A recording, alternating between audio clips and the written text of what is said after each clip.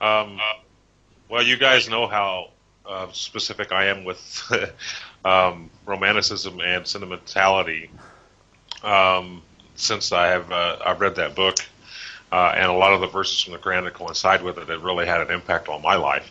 And the reason for that is that we see so much romanticism and sentimentality, not only, and it's not just one part of the world; it's all over the world.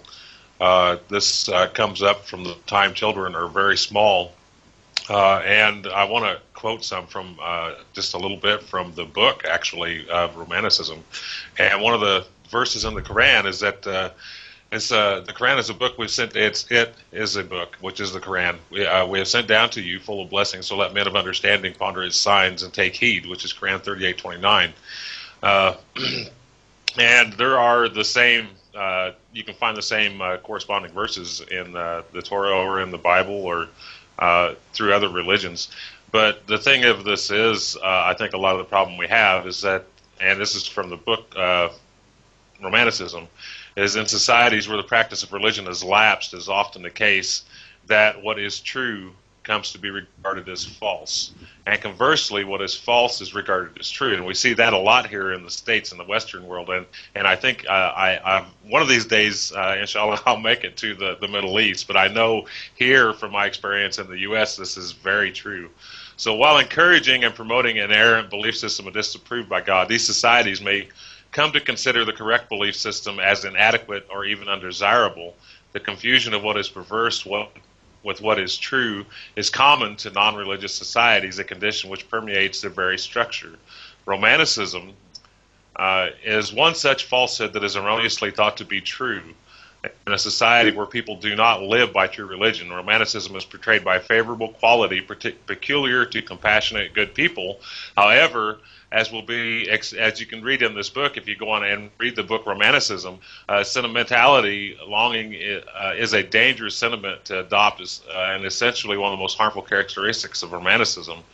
And the reason, if you go on and skip up into the book a little bit, we also come to the verse out of the Quran: to stir up any of them you can with your voice and rally against them your cavalry and your infantry, and share with them and their children and their wealth and make them promises. The promise of Satan is nothing but delusion. Quran 1764.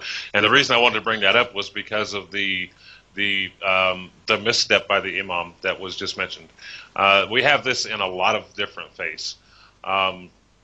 In the Western world, I know we have there are a lot of people say denominations, but they're no different than the sects that are in Muslim or in Islam.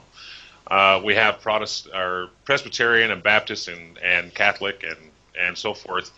And what we see over here a lot of the times are even the Christian denominations that are saying the same things against other Christian denominations.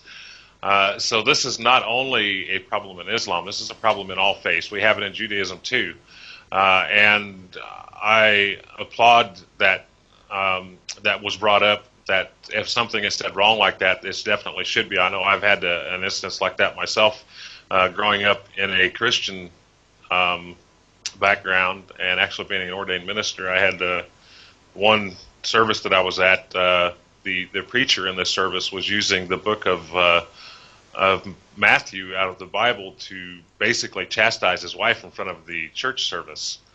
And the way he was using it was in a personal manner to personally to literally make her feel less worthy than anybody.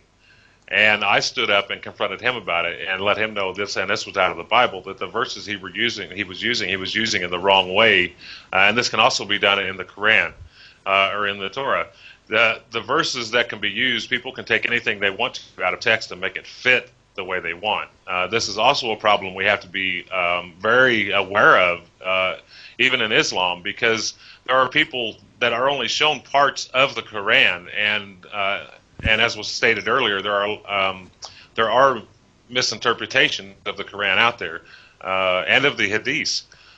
So when we see something like this that is wrong, it is very important to speak up and to correct it. There are a lot of people I know of all faiths that would they will say, well, I really don't have the time to correct that. I think that is the wrong outlook. If something is said wrong, you need to correct it. Otherwise, like was said earlier, you will have a lot of people that, if it keeps going, they will continue to fall into that path, and they will not know what is the truth. And part of that also goes back to Romanticism,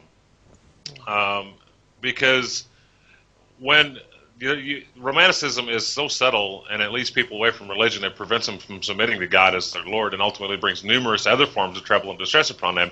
And by doing this, the reason I keep going back to this book is because it really makes a lot of sense. Harun Yahya with this book, I think, I wish everybody would read it, but it really does explain a lot about people giving in to their emotions according to their desires, their hatreds, their susceptibility to temptation, their stubbornness.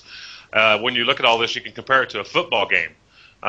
People can go to a football game here in the West, and there have been riots over football games. And this is because of sentimentality and Romanticism. This is no different than of religion or of any other thing that is a belief.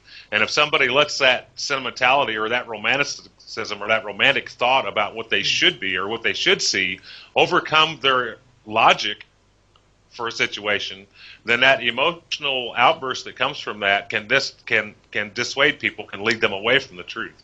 So I think definitely making sure that the truth gets out there and correcting any mistruths should be really top on our list. Yeah, of course these people they're bigot people, and Allah describes and Allah tells us in the Quran that kind of people exist, who Allah says hypocrites, and these people who swear to act in the name of Allah, but they are liars, Allah says, hypocrites. So in other words, for example, Allah says in the Quran, I seek refuge in Allah from accursed Satan, do not say about what your lying tongues describe. This is lawful and this is unlawful. Inventing lies against Allah says. So these people do not represent Islam. These people are liars, they are hypocrites. But what needs to be done is to teach the real Islam and to educate these people. Of course, we don't want violence in a violent way against these radical and bigot people, only to educate them, inshallah, correct them, and with the unity of Muslims there will be peace, security everywhere, not only in the Middle East, in the entire world, with the unity of three Abrahamic religions. And these days are coming because everybody suffered so much in the last century, in the 20th century, and good days are coming. We learned a lot from this, and Muslims got fragmented, they got divided, and Allah says do not separate. So unity of Muslims is very crucial, with a leader, of course, and this will, of course, have with the unity of Muslims, there will be alliance with the Christians and Jews also, with the unity of three Abrahamic religions, and then there will be peace everywhere, inshallah. Yeah, inshallah.